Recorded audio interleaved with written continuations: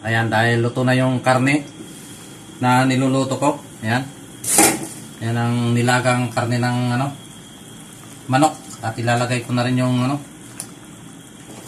repolyo na sahog niya. Oh, tatlo lang.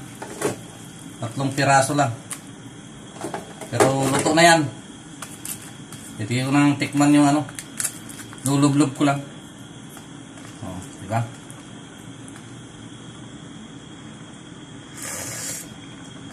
Ayun na yung timpla. Lutuin ko na lang yung yung repolyo na sahog. Tapos okay na. Oh, may ulam na lang si Biyero. Nilagang buto-buto ng karne ng manok. Ayan.